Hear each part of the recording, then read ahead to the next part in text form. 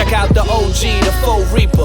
Pray for him, give him life like I'm the soul keeper. They try to listen and mimic becoming clone creatures. Hi, neighbors. Hi, neighbor. But you already know who it is. It's your boy The Other Day, and we back in the house, and this is the Neighbors segment. So we got here, my boy Charlie Cruz, up-and-coming rapper, straight from Dyckman. We're going to talk about his album coming out March 24th. March 24th, so definitely be looking out for that shit. Most def, man.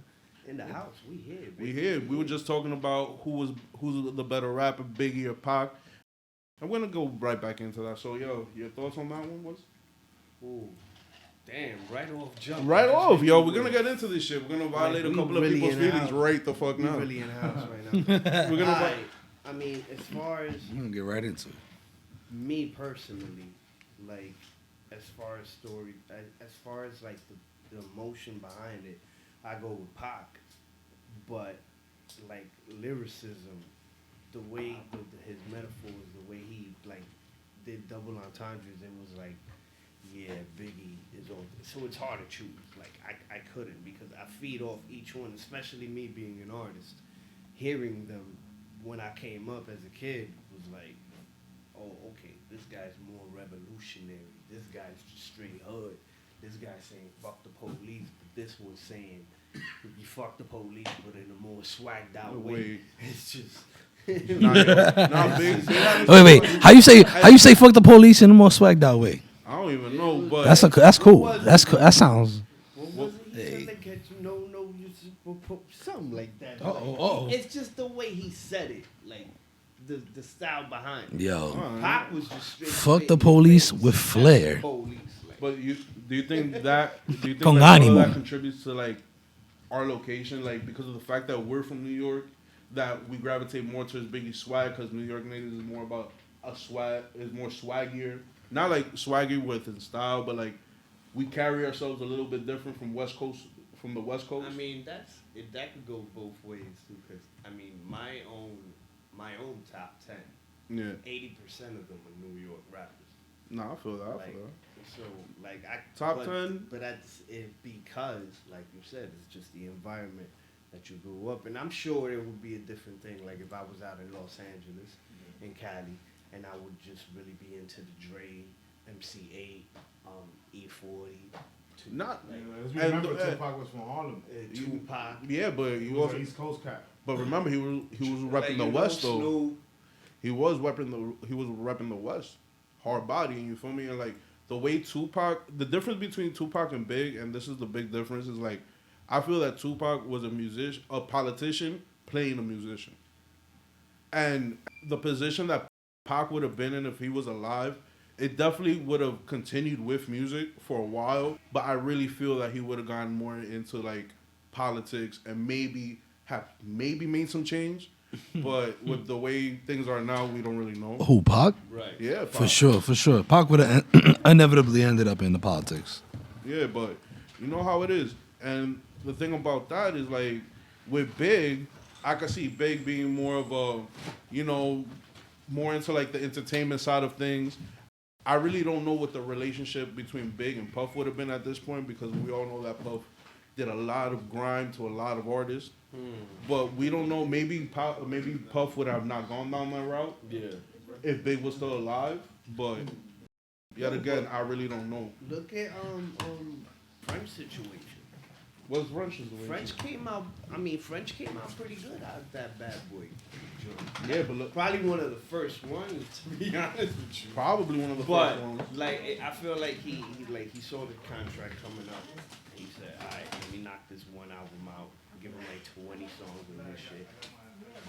No, but you also have to remember, even if that didn't work out, French had other money to fall back on. Of course. So it wasn't like Diddy really had him around. He had him in full control. You feel me? 112. Or you feel me?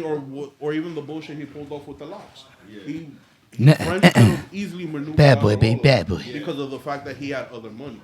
So and other people watching. Yo, what the lock said? Raping you records, son. Raping you records. So it's like when you really go into it, Hands down. it's like did the death of Biggie and all the events that led up to that caused Diddy that become a little bit more colder, or if Biggie was alive, would have Diddy been a better? Not, I wouldn't say better because Bad Boy blew the fuck up. I mean, when Bad Boy did it up, but would he have been more fairer to his artists because his best friend would have still been there with him?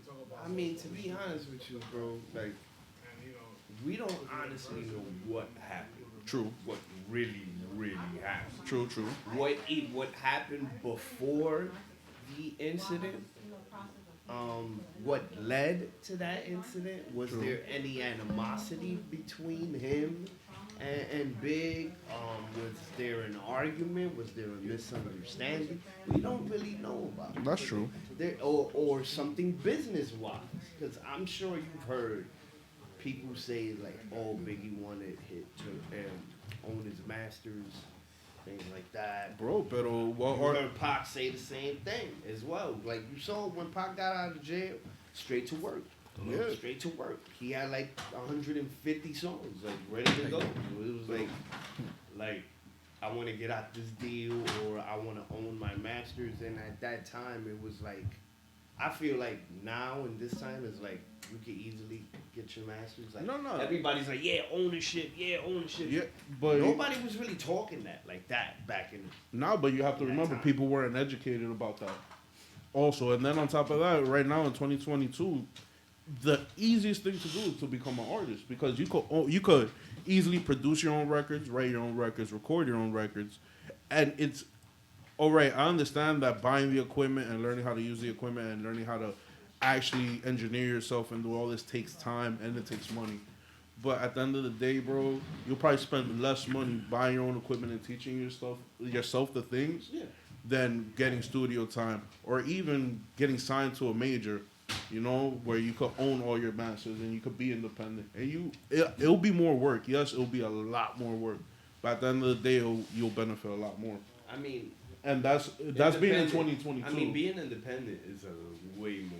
It's way more work. Yeah. Way more work. Yeah, definitely. Obviously, you, a couple of people, but being under a major label, I see what you're saying, would take a lot of shit off your back. Yeah, it'll take a lot of shit off your back, but it'll also take away a lot of the fucking profit that you'll make. Like, I'm hearing now, exactly. like It's before, yin and a yang to that. like before, be like, all right, you have to remember the record labels still haven't updated their contract. Still running on you have to produce this many albums and sell this many records to recoup whatever advance we give you and to get out your contract. Right. Now it's like, all right, we're gonna take a large percentage of your streaming, your merch, your concerts, your everything. They're taking percentages from everything now. So there's no way an artist could be, when they sign to a major, could be fully independent. Or it sounds like we're back to raping you records. Of course, because think about it. They own your look. They own your look. They basically represent who you are. So it's like, all right, if we represent who you are you to make money without us?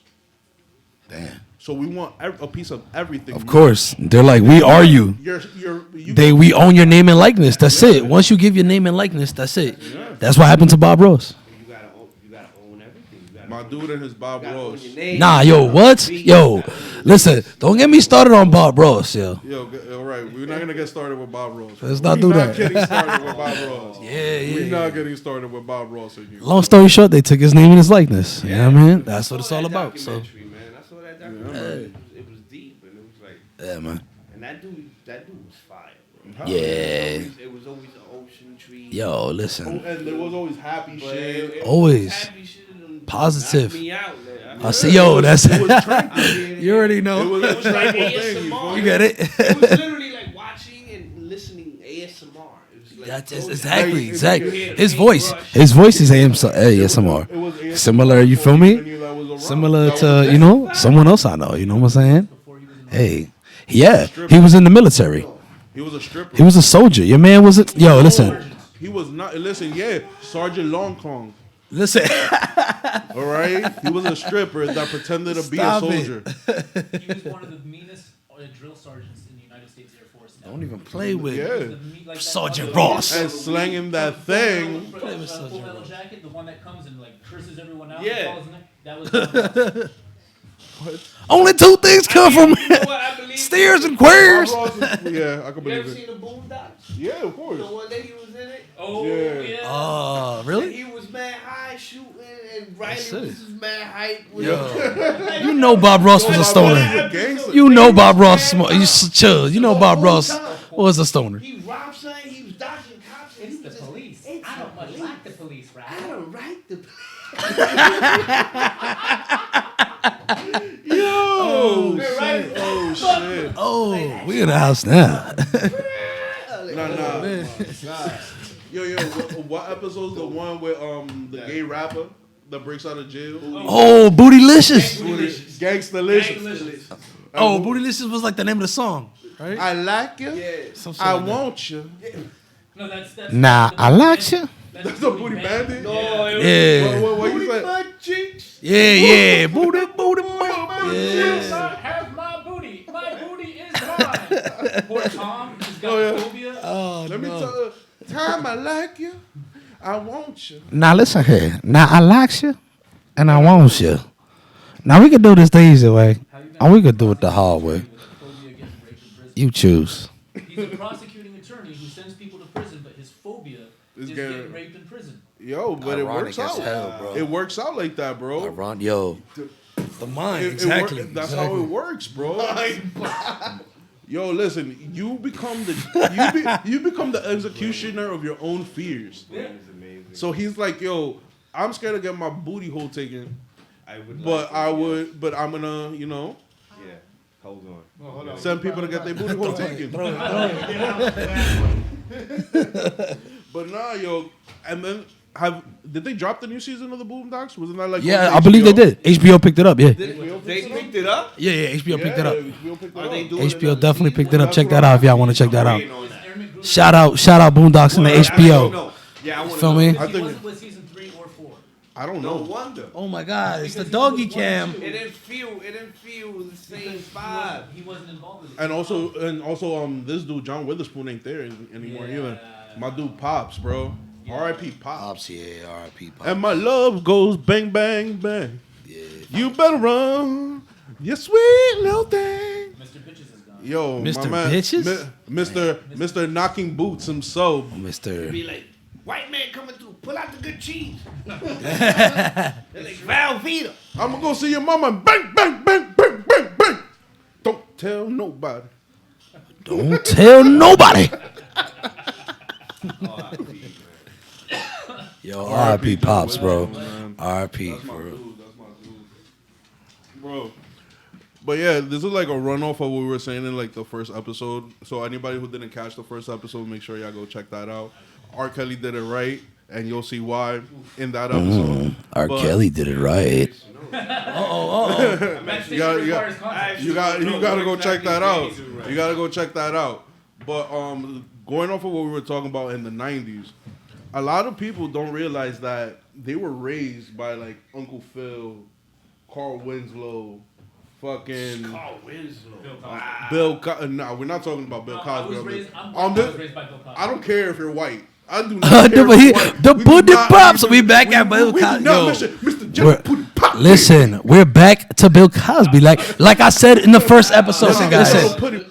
I said in the first Good episode, time, right, wrong, or indifferent, he's a funny guy, You bro. feel me? I Like, mean, but as far as father figures, Shout out, Mike. that's true. I'm from Dyckman. Carl Winslow. Who's that other dude? The dad from Boy Meets World. If anybody caught that, he used to say some real shit. Wait, what? Mr. Feeney? Nah, the dad. Mr. Feeney, Mr. yeah. Feeney. What up? Mr. Oh, and was our teacher. and this Yeah. dude too. And What about this Mr. dude, Feeney? Wilson. Book of And knowledge. Wilson, remember? Oh, what about Mr. Feeney? How about, Uncle how about- Feeney. How about Wilson Oh, from Home Improvement? from Home Improvement? He used to drop the ill Oh, knowledge. yeah. You talking about Mr. the tall Over the guy? fence. Oh, Mister, you That guy, can't I see always me, wanted to see nigga. that guy's Mister, you face. can't You see see it in me, one episode. nigga. You see it in one episode. I can't remember which season. It's the last episode. Is it the last episode? You see it too. You see his face twice.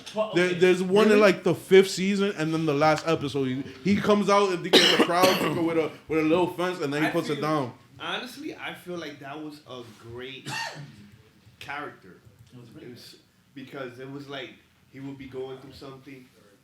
he would be having something going on or an argument with his wife or his kids, and he'll be outside mowing the lawn, and the guy just pop up, just right there, and he'll just drop bombs, straight bombs, super knowledge on everybody. So question. So then, what that makes me ponder. I mean, I didn't watch it like religiously like that, but that makes me think. What was he always doing outside? If he was always just there for like he was there for his neighbor, that's cool, and he was there to drop bombs. In a way, it was kind of like creep mode. But why? What right? What was he doing outside? So what was he creeping for? What was he doing outside? Wilson was that he knew whenever what's the dude's name from Home Improvement? Tim Allen. Tim. Yeah, Tim. Yeah. He knew that whenever Tim was mowing his lawn, he was upset about something. So when he heard the lawnmower, he was in their business. Yeah. He would just check on him, like, "Yo, I hear you mowing your lawn. What's wrong?" Yeah, that guy was dangerous though. Yeah, but It is a little bit. but you know how many, Right? You know how many That's what I'm saying. You know how many conspiracy I mean, only because I don't watch the theories show for like that. Wilson? Like, I didn't watch it. There was a bunch of conspiracy theories for Wilson. Like people were saying like he was a Wilson. CIA agent. Like, hey Wilson, what are you doing? Yeah. What are you doing, Wilson? Like, yo, What are you doing?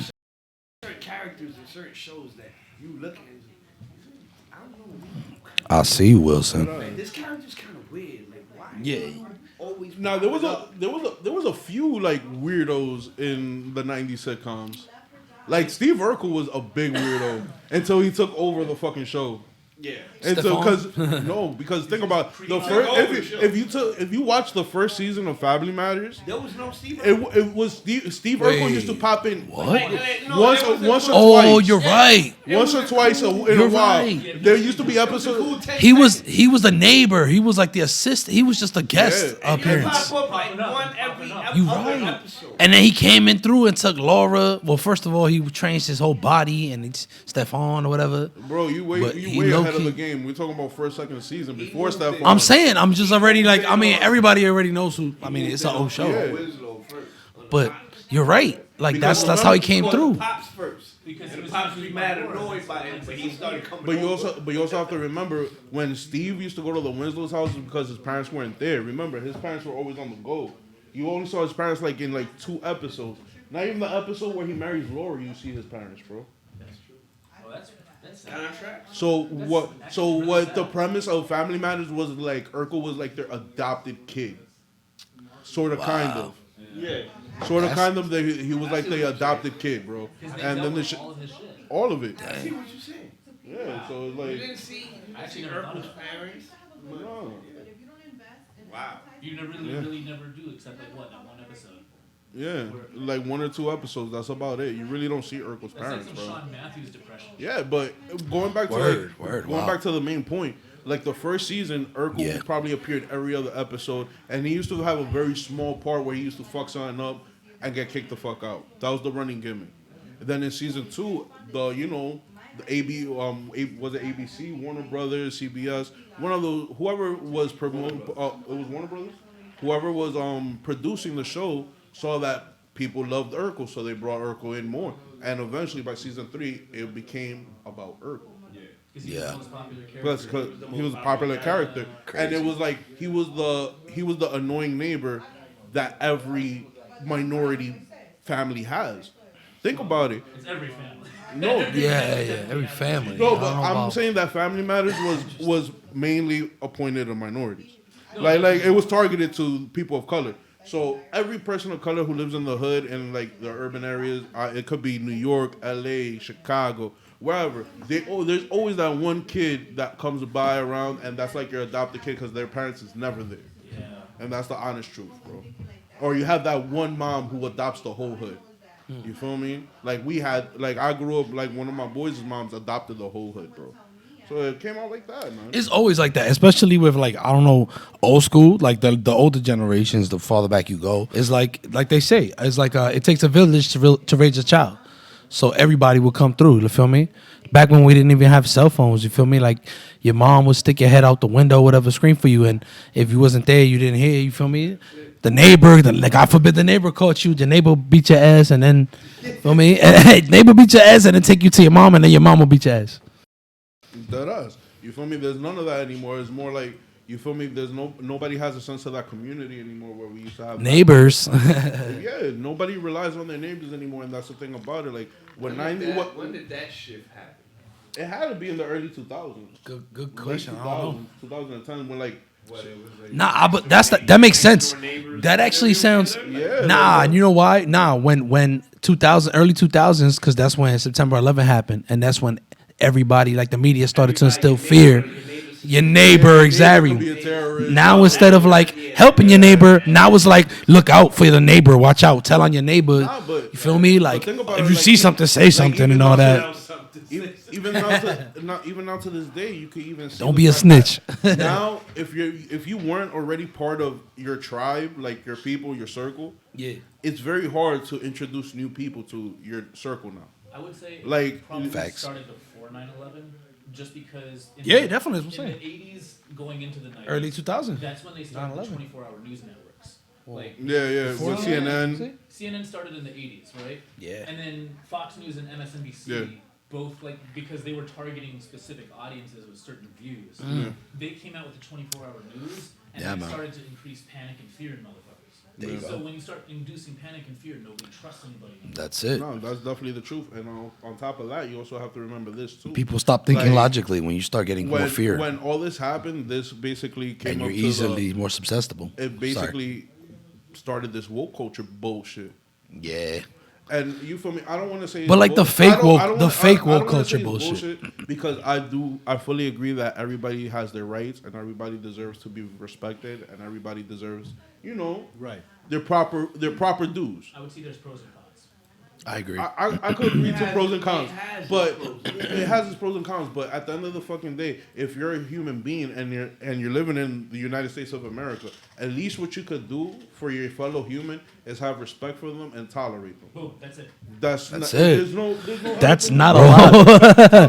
That's it. We just send peace and love. Can you just love your neighbor and just love? Can you just not even gotta love them? Just can you just be like cordial? Because there's a person that you don't like something about them. Either the color of their skin, their religion, their sexual orientation. There's no point in having that hate in our heart because at the end of the day, everybody got a blue passport. And everybody pays the IRS. But that's the $1 million question. Why? Like why? Why? It's power. Why have that hate? Why have that? Because there's always a background. There's always a history. There's always something that triggers something. So it's really hard to tell someone the sky is blue when 20 years of their life the sky is red. Like it's a very hard click. It's taught. It's ingrained. It's imprinted in your brain. I mean, there are gifted motherfuckers out here that just, yo, bro, stop. One bad incident happens and stop. Yeah. Some. Like, they might stop for a month, 2 months, 3 months, back on that shit again. Yeah. But what triggers that? It depends on the behavior of the person and how behavior. But think about it, because it's like the way you're nurtured, right? No, I mean the way you're nurtured, because this goes back to nature versus nurture, right? Yeah, but is it behavior within? Is it behavior within self, or is it behavior of the surroundings? No, it's behavior around within, you. It's behavior within What's self. triggering the actual person? It's behavior within self because of the fact that a good example would be racism, right? Right. Okay. Racism. Like, cool. We're going to just talk about racism in America real quick. I'm not going to go off to racism in the world and none of that shit. Because racism in the world is a totally different beast than racism in America. Racism in America can actually be dealt with. That's basically but that's it. No, but this is the thing about it. Oh my god. People who hate people for their color are usually taught this from birth. Right? Yeah. So this is my same thing. Even accidentally. Even accidentally. Even accidentally. Okay. This may come as a shock to some people here, but I'm white. Yeah, we know. No freaking way, bro. Yeah, come, sugar. No shit. If you guys didn't know, Mike is. Still from Dyckman. I still claim Dyckman. Mike is white. Take that away from me. For me. Listen. I've driven across this country like 2 times. Right. I've met white motherfuckers because white people live in this country. I don't know if you know. The point is this. A large number of white motherfuckers don't think that they're racist. Of course not. But some of them have views that because I grew up in Dyckman, which is not white, Or Yeah. have 3 black friends. or they have one black friend, but they'll say that. But like, to them, it's an insult to be called racist. But they might be like, yeah, Trump's gonna clean up this country, and I'm just like, y'all sure from like the immigrants that are coming and taking over. They'll say that shit. No, but yeah, they don't know how it sounds, and they'll Yeah, be like, but but- I'm not racist. I got my friend over here, and they'll just be like, no, but the thing they about don't know that sounds racist. They don't have yeah, that because of the thought fact process. because of the fact that one, this is the thing about it. One, they were taught that from birth. You mean like Two, it's just out of they're not pure exposed ignorance? to a large number of people of color, and this is what I think that everybody in this country should do at least one point in their time when they're young, like 18, 19. Go to college in the city. Go to college in the fucking city. Get exposed to it. Learn how to tolerate people. Do you think if the vast majority of white people in this country grew up in like Dyckman Street in a non-white neighborhood like me, do you think that those people would have the same views? No, they'll have more views of colored people Yeah. because of the fact that they're influenced by the culture. The only person of color that I cannot stand is my ex-wife. I could believe And that. it's not because she's black. She's nice ass. I believe it. Dump truck ass. I love that shit. I'm never getting that ass again. I believe that. But He said but emphasis but on the ex-wife. Yo, Mike. Yo, He said, "Damn, yo, Mike. You're gonna have yours in the future. damn, Mike." White You boy. wanted to talk about racism. I mean, I feel Sheesh. God damn. He said, "I love that ass." He says, She's probably gonna hear that. Shutting up. "Whatever, bro. If she hear that, She's probably gonna hear that. With the eyes for you. yo, Mike Trout's ex. If you hear this, he said, "God damn to that ass." Oh damn. God damn. But yo, but going back to it and going back to like, you know, racism in the U.S. can actually be cured, or at least we could teach tolerance now, and in probably like 3-4 generations, there won't be any racism within this country. Start now, yeah. Hopefully, Like, you start feel me? now. You know, if we start in 2022, I'm pretty sure by like 21, 25, we could probably get somewhere. 31-25. Maybe 31, 25. But you feel me? In 100 years, if we start teaching this generation tolerance, we could probably get somewhere in 100 years. I hope you're right. And you feel me? That's what this country needs. All right. So, Cruz, My brother. the Vintage Tape 2. Talk to me, bro. I heard Simon Walker, Simon Moon. yeah. Simon Moon, yo, fire. I love it. I really do. Simon Moon is fire. It is. We were hearing it while we were setting up. Fire. So talk to me about that. What was the inspirations? What I mean, it is? I mean, to be real with you, the pandemic really put a lot of us on lockdown, and we had a lot of time on our hands, and I felt like I really tapped in to that, because the reason I call this one the Vintage Tape Part Dos, because obviously there's a Part Uno Yeah. out on stores, out everywhere right now. So and make sure y'all go check that out. most definitely, man. IamCruz. Find that out on Google. So, Google him. Go duck him. Yahoo him. so after Spotify him. So after dropping Part Uno, Yeah. we got to do the 1982 video. Shout outs Okay. to El Fudge. Shout outs to DJ Complex. Shout outs to Telly Floyd. And we shot that video down in Chinatown. And a couple other records made a lot of noise and got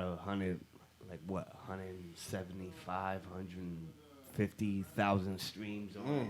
So it kind of did pretty good as far as being my first like official project. Nah, 150K streams for your I first mean, official project. Bro. it's exactly. Come on, It's- you can't get no better than that. You feel me? So Part Uno to me was like my Illmatic, okay. like to me personally, Okay. and now Part Dos is like the follow up. The It Was Written, the Marshall Mathers LP. Like, so it kind of like it's way more personal. It's a lot more cinematic, more storytelling. I got my mans. Of course, I got no features. I got no other rappers on this album. It's just me. I got a singer. I got a saxophonist, and I got two Nice. DJs. Shout outs to DJ Tiny Tim Shout outs to DJ Fred Ones, who's been rocking since the 90s. Hold on. Before we go any further, really, shout out to my dude, DJ Tiny Tim. Yeah, Shout out guy, Tiny bro. Tim. Put you on Tiny's son. my guy, Let bro. me put you on to something, because I know this shit gonna come out. I know you gonna see this. I had this song that he got on called 87 Cutlass. Basically, Okay, 87 Cutlass Supreme. All right. My pops used to have an 87 Cutlass back in the day, so I was like, yo, let me just name the track that. The feeling of his like New York state of mind. And I went through a few DJs, like a few cuts, and it wasn't clicking. It wasn't clicking at the time. You just don't want to drop shit. And I was stuck. This was literally one of the first songs I recorded for the project. 8 months later, I took 8 months to record this project because a whole lot of things. we Money done routes, things like that. But not only that, we were in the middle of the pandemic, so you had the time. Yeah. And that's the thing about it. Like, you had the time to refine it. Exactly. Like, a lot of dudes rush projects because, I can't do that. I'm very, very anal when it believe comes me, to I that, know. bro. I know. Like, I'm still waiting for a track. I'm still waiting for the track. Yo, I'm very look. on that note, now that I see you right here, on that note, the record that I had wrote for that, Yeah. like I scratched that off. I bet. I got something completely different to that. Yo, bro. And I feel like you'll probably like this one a lot better than that. And Bro. I'm just coming with different shit. Bro, mind you. listen. The one thing I will say is that one thing that life taught me is that patience is key. Yeah. Especially in my life. And you want to get me Possible. about Nah, Tiny Tim, Future. is that Other day. after going through all those Charlie those Cruz. DJs, on the final night of our mixing and mastering, I'm like, we go back to the record, and I'm sitting there like, yo, matter of fact, you play with it. I'm gonna just say a couple words, and you scratch them and add it to the shit. And he's like, I'll try. Like, and he does it. He's like, and then I'm like, yo, bro, what the hell? And out of nowhere, bling. Yo, what you doing? Let's smoke. I'm like, Tiny Tim. Yo, where you at? He's like, yo, I'm in the crib chilling. And I was like, yo, pull up. Yo, the brother came through and in like 20 minutes knocked it out. Now I believe it. Yo, Tiny's Like 20 minutes, Yo, knocked it out. He Tiny's said, a all right, what beast, we bro. using? Oh, we using that? How you want to do it? You want to chop it up here? You want to chop here? Tiny's a And he beast, bro. gave more ideas to it. So I was like, yo, I should have hollered at this dude in the first place. Yo, Tiny's a beast, bro. He's like, Shout outs to Tiny. like, bro, like from Uptown. Matter of fact, fuck Uptown. From all of New York, Tiny Tim is probably one of the best DJs and probably the most under-recognized. Yeah. You And gotta I take will him say- downtown too. You gotta go Nah, bro. downtown. Like, I feel like I this kid remember killed one time he all came that. up here and I was doing a house set. Yo, Yeah. he got on that, blew my fucking mind, bro. The I was dude like, can yo, do the it. dude is nice. Yeah. And yo, listen, I specialize in house, and there's very, very few DJs in Uptown or That in you could- Manhattan you could that give could that go up, back. that could challenge me in house. And when it comes to house mixing, I'm the shit. That sword and- Yeah, Uh-oh. yo, Uh-oh. Tiny made me He's pulling out real my sword fast. with it. Nigga, Tiny made me humble myself real fast, bro. And I was like, all right, cool. Like, Nah, man, that's true. love that guy. So he cut it up real quick. And then at the same time, I want to give a quick shout out to everybody who produced on this project, scratched on this project, sang on this project, and just put in the time, effort, gave me some knowledge, gave me some negative, gave me some positive, gave me some valuable input. Because I honestly feel this is real dope. And part 3 is going to come September. I'm on foot on the gas. So MCs, watch out. And you already know I'm going to slide you a couple of things for that. Oh, yeah. Summertime. Yo, that's what's up, bro. Like I told you. That's what's up. Part dose is done. We in here. I'm ready. So you already know in the Talk to summer, me. there's the other day and IamCruz collab, and you will be bopping this in all the clubs, out your cars.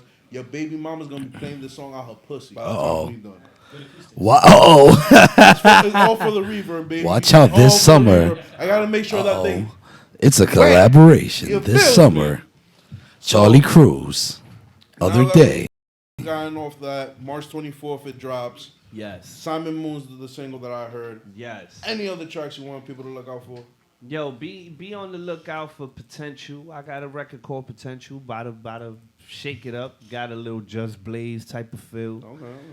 Like surprise people with that. Telly Floyd wants to shoot that video, so we gonna get on that too. Okay. Shout out to my man Dale Duro. Wants to shoot the Papa Shango video. Dale duro, dale. Dale. You know, Dale. a lot of Dale. people, a lot of Dale. people want to get down there, and I'm gonna keep y'all tuned in. So better keep y'all me can come, tuned in. y'all can come Absolutely. to the Speakeasy, to the pop up, to the Vintage Show, where I'm gonna have live DJs scratching, no Serato. They literally got crates On vinyls? pulling on records, vinyls, scratching, I'm gonna be bringing honest it back. with you. The only vinyls I'm scratching on is my Serato scratches. No, but I'm not pulling up the I'm breaks, gonna let man. you know to pull up to enjoy No, I want yourself, to go because it's gonna be a learning experience for exactly. me. You feel me? Like I'll admit this, and I'll admit this on air. Like my scratching, very subpar compared to like mixing. And, I know what you. Yeah, very subpar. But I could Don't rock doubt- it for the don't doubt crowd. yourself. But All it no, takes is- I'm not doubting all it myself. takes is one But look and it's like, no, but you know feel me? what If you're I get doing. but if I could get somebody to really break it down in front of me, I got it. You got it. It's a wrap for that. So Potential, look out for Potential. Where they can find you at, bro? Yo, y'all can find me everywhere. IamCruz is IamCruz on Google. My music's on Spotify, Tidal, Apple, Rhapsody, wherever you listen to your music. Anywhere. Just download that. Check out the Vintage tape. Part Uno out now in all stores. And All enjoy stores. that. And once y'all finish that album, get ready for March 24th. Part Dose drops. And this journey's going to be luck. Alright, y'all heard it here first. So yo, Cruz, take us the fuck out of here. I'm gonna take y'all the fuck out of here with some quick shit. Straight out the tempo, right off the getro. I'm trying to get those. Plotting while I swipe the metro. I'm trying to get those dead prezzies. Move steady, a couple set goes. I know they hating. Bad energy, had to let go. See them all in they bag. Really, them niggas petrol. Fuck bitches with the best stroke. I got them stressed, yo. Dick them while they wear stilettos. My game perfecto. Nasty other necro. Freaky from the get-go. Yeah. I'm on the up mode. On to the next one like I'm young Hove. I crush foes. Grip my enemies with a strong hold. The guard flow. Coming from the bottom like it's skunk. The guard flow. If y'all don't know what Kong Kong is, that's Wow. burnt rice, motherfuckers. Coming from the bottom like it's skunk. I compose and That's a Over here, bar that's and a exactly half, what Kong bro. Kong was. So y'all already know what it is. On to the next neighbor. Peace. Peace and Little love. monsoon mixed with Victor Von Doom. Don't play the art fool where they gripping palm tools. You trip and fall through, had to skip and walk cool. You know the bars move.